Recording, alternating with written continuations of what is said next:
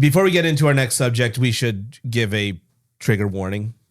Yeah. We will be talking about some very difficult subjects, and of course, that is the Team Canada and the sexual assault case that's happening right now. Alleged sexual assaults. Yeah. Yeah.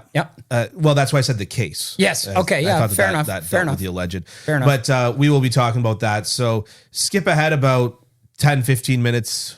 If this is not something that's for you, it's understandable. But without further ado, let's get into it. I know you probably know Carol Off. Yeah, as it happens, CBC. Yeah, exactly. Yes. From CBC. Yeah. She said something to the effect of, and this kind of ties into Indigenous and this, something to the effect of, it's important for people to bear witness. Mm-hmm.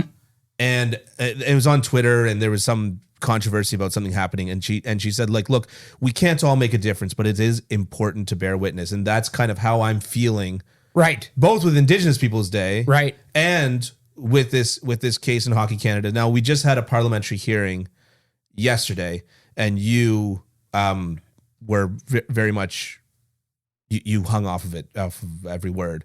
And so I'm curious, you also wrote an article on your Substack. Yep. And Campbell.substack.com. Yes. Yep. That's the one. Yeah. Yeah.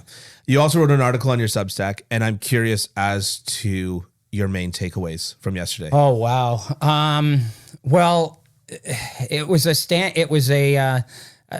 by way of background, outgoing Hockey Canada CEO Tom Rennie, incoming Hockey Canada CEO Scott Smith, and Hockey Canada Foundation Chairman Dave Andrews were all, and it was actually supposed to be Glenn McCurdy, who just recently retired as kind of their insurance guy, but he couldn't be there for personal reasons. They were invited to testify, well, probably more than invited to testify, to the Canadian Heritage Standing Committee that was looking into the alleged sexual assault in 2018 at the Hockey Canada Gala in London, Ontario.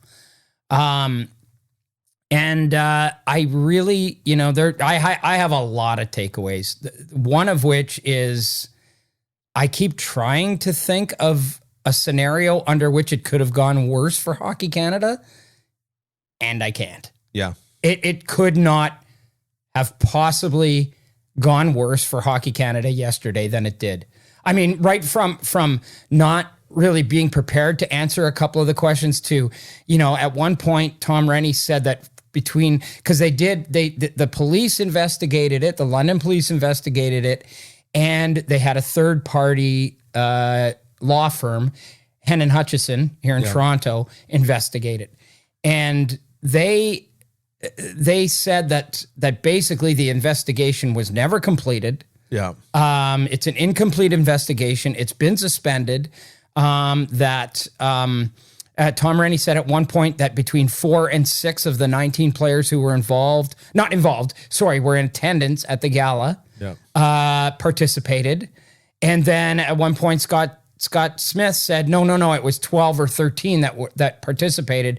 When Tom said between 4 and 6, he must have meant, the ones who didn't participate. Yeah. So it was just a shit show, to be honest, all around in a lot of ways.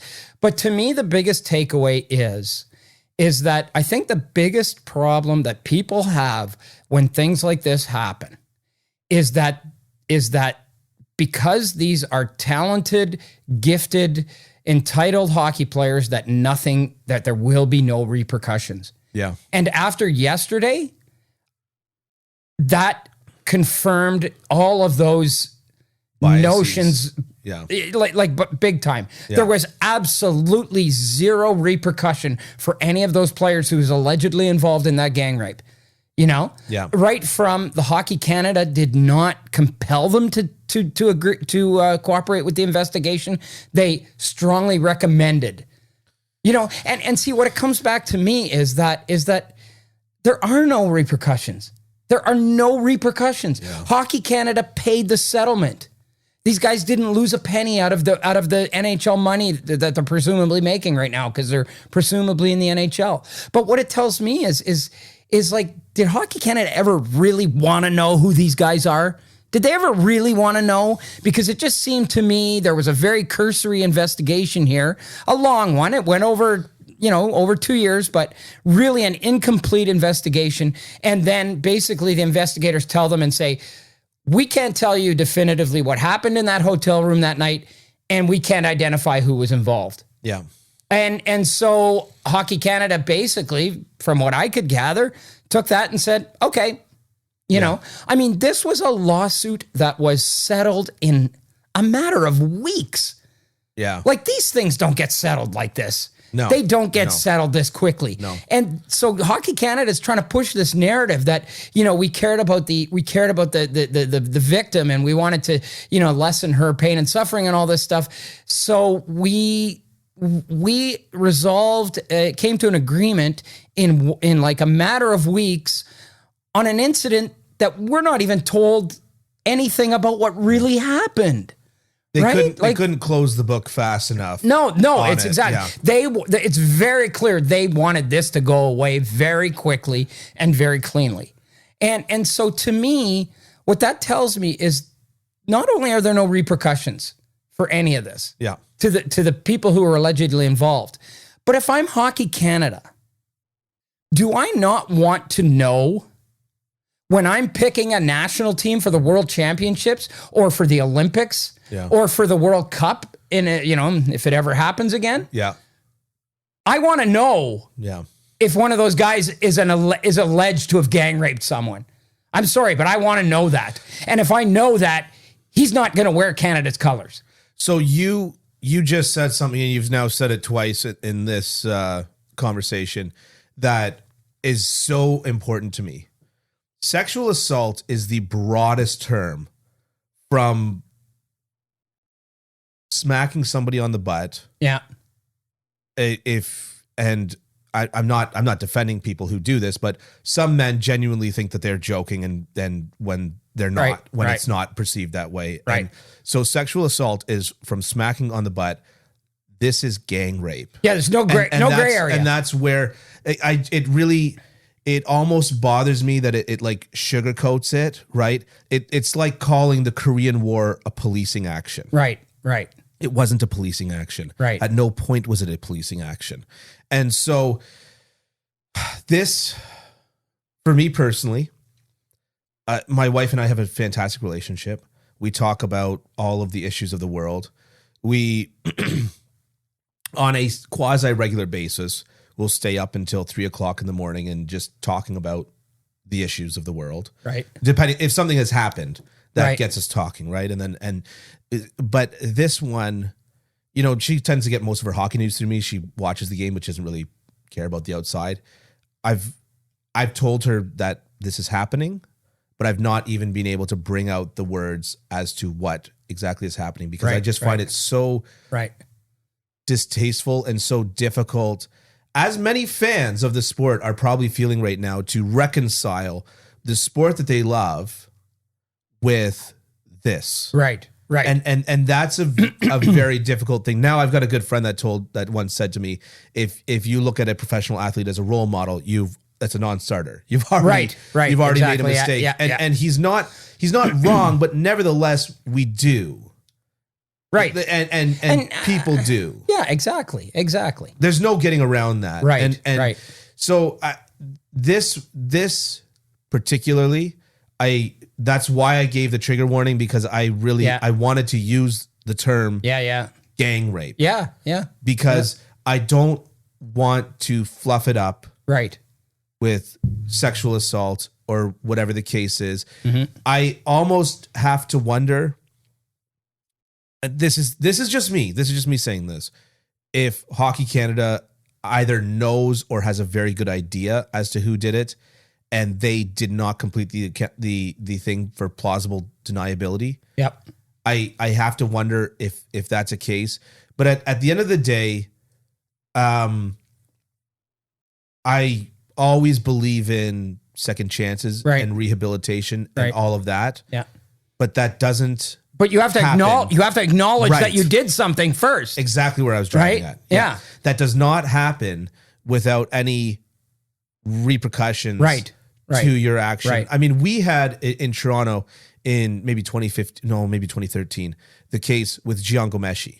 Yes. And that, for those that are not in Toronto or Canada, Jean Gomeshi was, it feels weird to say, but the biggest radio star in the country. He was one of them, yeah, absolutely. And to say, I know that sounds weird to say, but he actually, his show was a pop culture show, and he had celebrities, like the biggest list celebrities were on Q with Jean Gomeshi. Yeah. And what was so interesting about that case was that it was groundbreaking in that it exposed all of the things that we do wrong in sexual assault cases. Right. It exposed, and now this is, I say exposed because of course it's been happening wrong for a long time, but this was the first time to my recollection, that the public was all of a sudden starting to really question, how do we question victims in a way that they will be able to properly testify? What's the cross-examination? What's the psychological impact of what a victim does? Because, of course, Jean Gomeshi was let off the hook because his victims called him back. Right. And therefore, that was used as proof of consent, when in actuality, we now know, it's more public knowledge to know, that sometimes victims will do that as a way to normalize to themselves what had happened. Right. And so I'm no lawyer.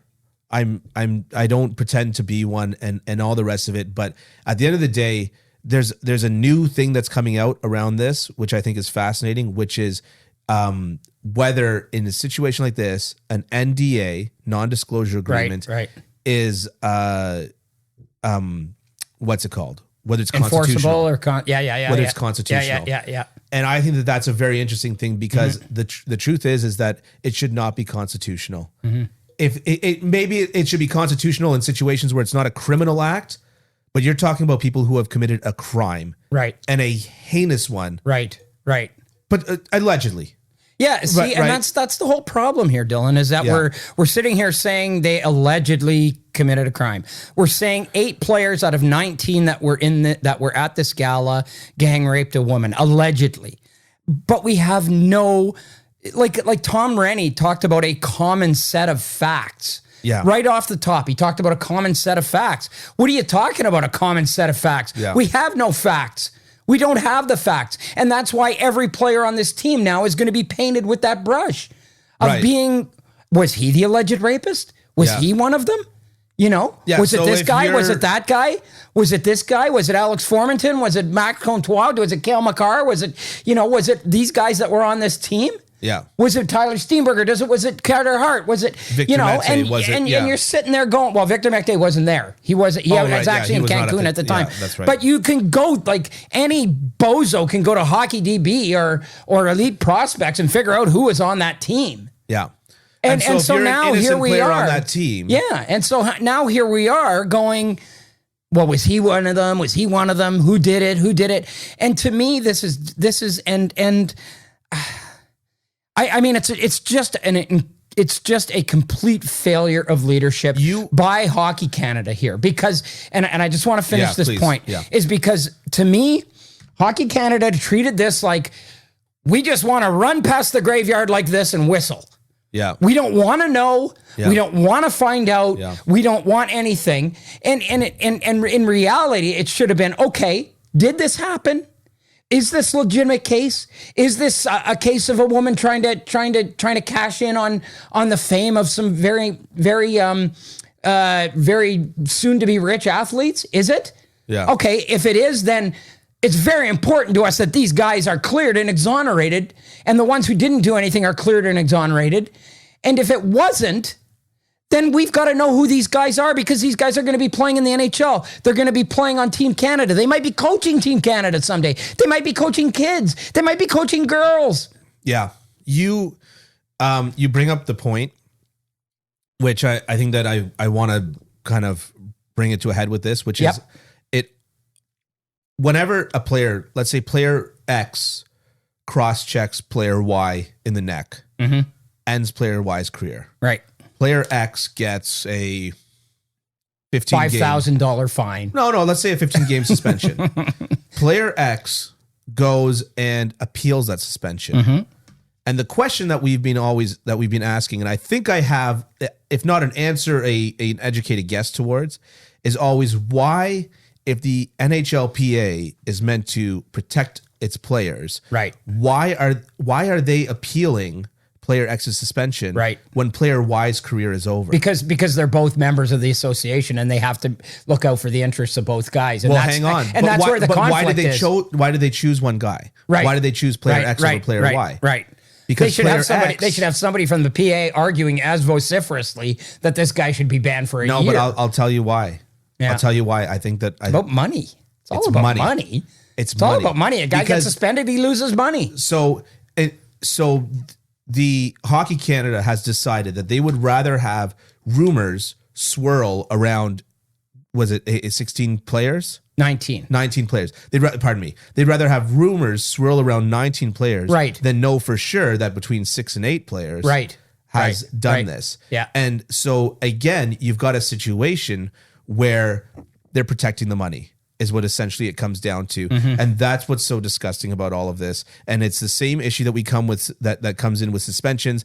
The NHLPA shows its stripes when it protects the player. Yeah. Look, player Y, that's career is over, still has a guaranteed contract. They're still making that money, and that money's still going to the coffers of the NHLPA, right? Right. Player X, that money he loses. Right.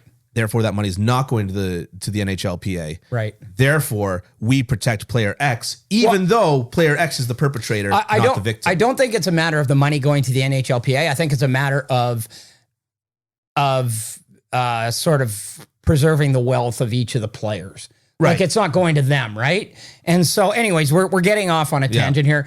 In my opinion, this was an enormous abdication of leadership by Hockey Canada. Yeah. I think they've acknowledged it. I think they understand it. I think they've made some changes.